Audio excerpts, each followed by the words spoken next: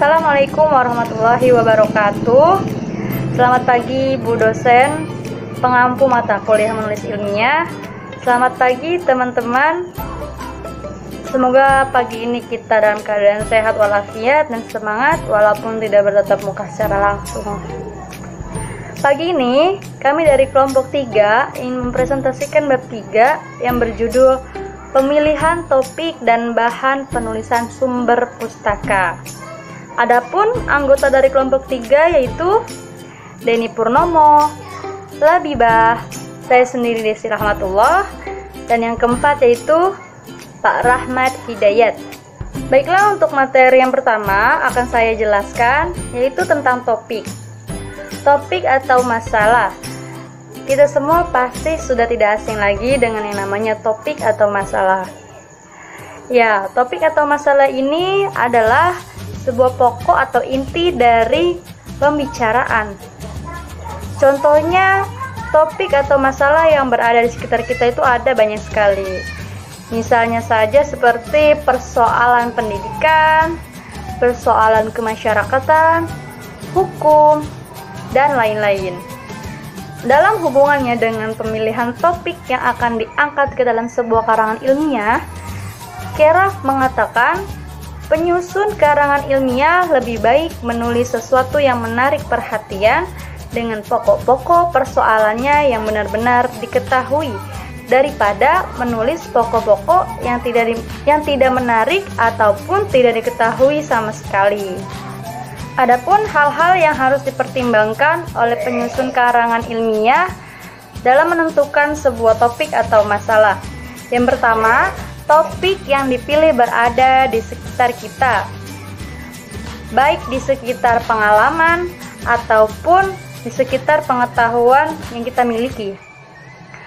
Hindarilah topik yang jauh dari diri kita sendiri, karena nantinya akan merepotkan atau menyulitkan kita ketika menggarap sebuah karangan ilmiah tersebut. Yang kedua, topik yang dipilih haruslah topik yang paling menarik perhatian. Sudah jelas ya?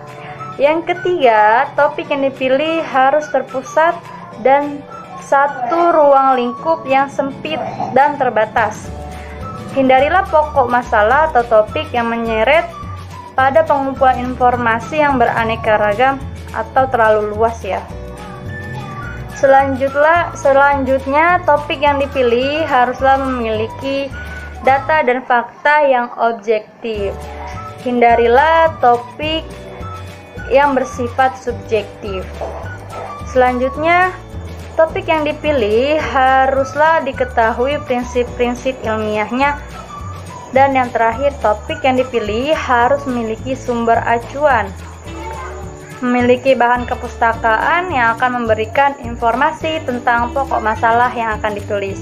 Sumber kepustakaan dapat berupa buku, majalah, surat kabar, brosur, surat keputusan, dan undang-undang. Untuk materi selanjutnya akan dijelaskan oleh Labibah. Baik, selanjutnya yang kedua adalah pembatasan topik dan penentuan judul. Judul sebuah penelitian atau karya tulis ilmiah merupakan hal yang pertama kali yang harus dibuat oleh seorang penulis. Ada dua hal yang harus diperhatikan. Yang pertama, judul tersebut harus dihubungkan ke dalam hal-hal atau persoalan yang disenangi oleh penulis. Lalu yang kedua, judul dihubungkan atau dikaitkan dengan hal-hal persoalan yang tentunya sudah dikuasai oleh penulis tersebut. Lalu salah satu cara untuk mempersempit ruang lingkup judul adalah dengan cara memperbanyak kata dalam frasa atau konstituen. Contoh, bahasa Indonesia. Lalu ditambahkan dengan bahasa Indonesia baku. Lalu yang ketiga ada bahasa baku Indonesia masa kini. Nah, dari deretan contoh kata di atas sudah jelas terlihat bahwa semakin banyak kata dalam frasa tersebut, maka ruang lingkup arti dalam judul tersebut semakin sempit. Baik, mari kita lanjutkan pembahasan terkait judul. Selanjutnya, kita akan membahas tentang penentuan judul karangan ilmiah. Penentuan judul bisa kita mulai dengan melempar pertanyaan-pertanyaan, seperti pertanyaan masalah apa, kemudian mengapa. Masalah apa ini akan menjadi sebuah topik utama dalam karya tulis. Kemudian, mengapa? Mengapa ini adalah sebab, yaitu hal yang menjadikan timbulnya sesuatu. Nah, contohnya di sini masalahnya adalah teks negosiasi. Kemudian mengapa? Mengapa ini adalah pengaruhnya. Ketika digabung, maka akan membentuk sebuah kalimat utama dalam sebuah judul, yaitu pengaruh metode langsung terhadap teks negosiasi. Nah, cangkupannya ini masih luas, maka kita perlu membatasi masalahnya dengan apa? Dengan melempar pertanyaan-pertanyaan yang lain. Seperti apa? Saya mengambil contoh pertanyaan, dua pertanyaan, di mana dan siapa. Nah, siapa ini akan merujuk pada objek yang akan kita teliti. Kemudian di mana adalah akan merujuk pada tempat. Misalnya, pengaruh metode langsung terhadap teks negosiasi pada siswa kelas 10 di SMK tersebut. Nah, pertanyaan-pertanyaan itu tidak akan semuanya digunakan pada penentuan judul. Kita hanya cukup mengambil beberapa pertanyaan saja, seperti itu. Selanjutnya, bahan pustaka. Bahan pustaka ini biasanya dalam bentuk buku. Kita mengambil buku biasanya di perpustakaan.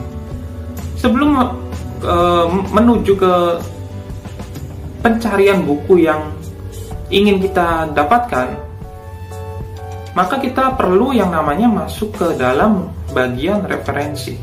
Nah, bagian referensi ini biasanya berisi koleksi tentang ensiklopedia, indeks, bibliografi, kemudian atlas dan kamus yang memang akan menunjukkan kita di mana letak buku yang akan kita cari atau letak buku yang kita butuhkan. Yang pertama, mencari buku dengan katalog atau card katalog. Mencari buku dengan online katalog ini biasa kita memanfaatkan fitur internet. Nah, di dalam internet kita bisa mencari dari mulai judul, kemudian tahun terbit, penerbit, lalu pengarangnya siapa. Selanjutnya, kita memeriksa bahan-bahan pustaka yang telah diperoleh. Nah, bahan-bahan yang sudah diperoleh, kita tidak bisa langsung menjadikannya sebagai rujukan. Tapi kita periksa terlebih dahulu relevan atau tidak dengan topik penelitian yang kita akan buat. Seperti itu. Kemudian, kita membuat catatan dari bahan-bahan pustaka. Membuat catatan ini, seperti contohnya, mencatat pada halaman berapa pembahasan ini ada di dalam buku tersebut. Kita harus catat itu. Kenapa?